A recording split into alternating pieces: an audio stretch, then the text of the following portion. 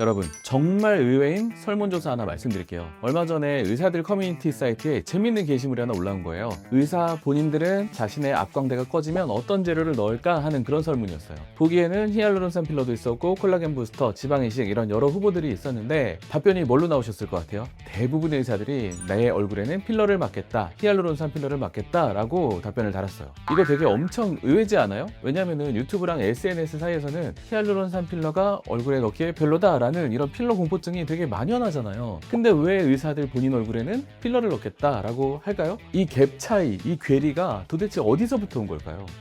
이게 필러 공포증, 필러포비아의 히스토리가 이제 시작이 아주 분명하게 있는데 대략 한 2020년도쯤이었을 거예요. 한 2010년도부터 2020년도까지 히알루론산 필러를 정말 많이 하던 시대였어요. 히알루론산 필러의 전성시대 같은 그런 시대였는데, 왜냐면은 그 전까지는 연구 필러가 이거 나왔다, 저거 나왔다, 이거 나왔다 했었는데 히알루론산 필러가 나오면서 이제 다른 게 다 이제 평정이 된 거죠. 왜냐면은 히알루론산 필러는 모양을 만들기가 되게 섬세하고 좋고, 모양이 조금 이상하게 됐는데 녹이기가 쉽고, 또 히알루론산 자체는 또 우리 몸의 구성 성분이기 때문에 뭔가 의사도 마음이 편하고 환자분도 마음도 편하고, 그래서 그때 정말 많이 썼단 말이에요. 그런데 이렇게 막 대세가 됐을 때 필러의 부작용에 대해서 강조하는 영상들이 올라오기 시작했어요. 근데 저는 이 처음 시작은 되게 좋은 일이었다고 생각을 해요. 왜냐면 이때쯤에는 정말 이 의사들이 필러를 되게 무분별하게 여기도 넣고 저기도 넣고 이렇게도 넣고 저렇게도 넣고 이만큼도 넣고 막 좀 무분별하게 넣었던 그런 세태도 일부 있었다고 생각을 했단 말이에요. 근데 그때쯤에 한번 브레이크를 걸어주는 용도로는 되게 좋은 시작이었다라고 생각을 했어요. 근데 문제가 있어요. 뭐냐면 히알루론산 필러의 위험성을 부각하는 영상이 올라올 때마다 조회수가 너무 잘 나왔던 거죠.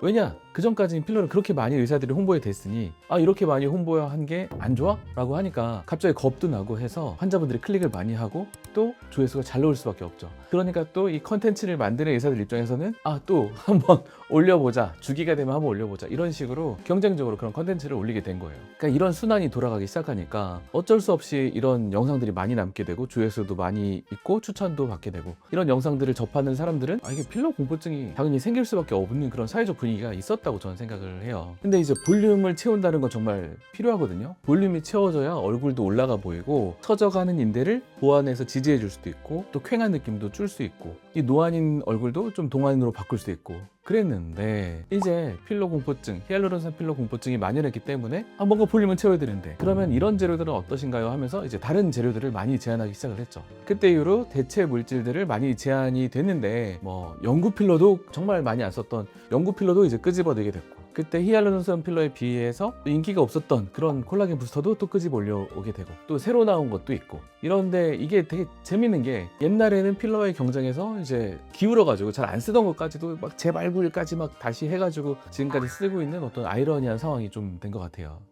그런데 그때 이후로 이제 5, 6년 정도 된 거잖아요. 이제는 어때요? 이런 대체 물질의 부작용이 없었나요? 이제 부작용에 대한 얘기도 점점점 나오게 되잖아요. 대체 물질들, 콜라겐 부스터들이 이제 부작용도 있잖아요. 결절도 있고 딱딱함도 있고, 모양이 마음에 들지 않았을 때 교정이 너무너무 어려운 것들, 수술적 제거를 해야 되는 것들, 이런 것들이 이제 골치 아픈 문제로 떠오르기 시작하는 거죠. 요즘에 이제 이물질 제거하는 원장님이 학회 발표 같은 걸 하면은 경고를 진짜 많이 해준단 말이에요. 이게 세상에 부작용이 제로인 시술은 없는 거죠. 있을 수가 없는 거죠. 근데 이제 이런 히알루론산 필러와 또 다른 대체 물질들의 똑같이 정말 공평한 기준으로 생각을 하면 히알루론산 필러가 다른 재료보다 부작용이 엄청 심각하다? 이렇게 말하기는 진짜 어려워요. 필러도 부작용이 있죠. 필러 알러지가 올 수도 있고, 또 괴사가 올 수도 있고, 간혹 가다가 좀 딱딱해질 수도 있고, 이런 것들이 콜라겐 부스터의 부작용, 모양 이상이라든지 딱딱함이라든지 결절, 또 모양이 안 좋았을 때 수정이 진짜 어려운 것들, 이런 것들과 비교를 공정하게 하면 필러가 엄청 나쁘다, 심하다 라고 결코 할 수 없는 거거든요. 그리고 이제 모양을 만들기에 있어서도 모양을 쉽게 섬세하게 만드는 것도 아주 좋은 재료가 되는 것도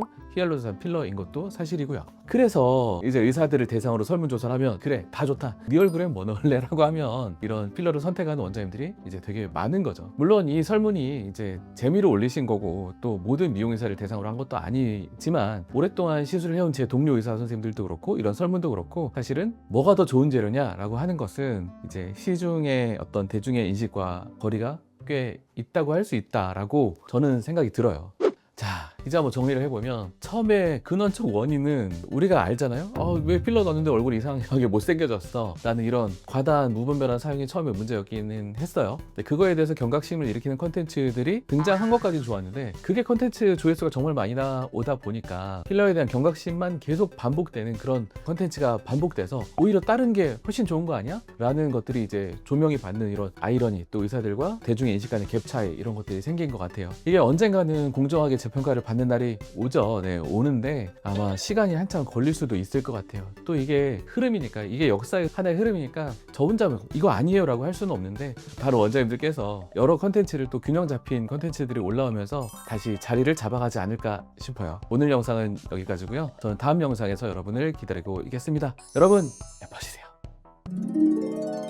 저는 우리 환자분들이 결혼한다고 하시면은 어떻게 결혼하시게 됐냐 이런 걸 되게 잘 물어보거든요. 근데 어떤 분께서 중학교 동창 남자랑 결혼한다고 하시는 거예요. 근데 이게 좀 되게 로맨틱하지 않아요? 일본 만화처럼 막 10대 때부터 막 알게 돼가지고 결혼까지 막 꼴이 나는 막 무슨 10부작 드라마가 쫙 펼쳐지는 그런 느낌이 막 생기는 거예요. 그래서 와 진짜 오래 만나셨겠네요 하니까, 아니요, 중학교 때는 저 말고 저를 왕따 시켰던 X랑 사귀고 있었어요. 아니 갑자기 순정 만화에서 장르가 막 더 글로리 같은 걸로 막 바뀌는 거예요. 아니 이거 어떻게 된 거지? 그래서 남편분도 알고 계시냐라고 했더니 알죠. 제가 말했으니까. 그래서 이게 드라마 같은 그런 건가? 여기까지 들으니까 더 글로리 아세요? 거기서 주인공을 되게 조력자로 나왔던 그 의사 있잖아요. 막 내가 이도현 역할인가? 내가 이 시술에서 최고의 작품을 만들어줘야 되겠다. 이게 보통 그 중학교 여친이 여기 뭐 결혼식에 오지는 않겠지만은 남 왕따 시키고 막 그럴 정도의 어떤 그 표독스러움이라면은 혹시 또 올 수도 있잖아요. 진짜 예쁘게 해드려야 되겠다. 그래서 시술 끝나니까 됐어, 이제 와도 돼.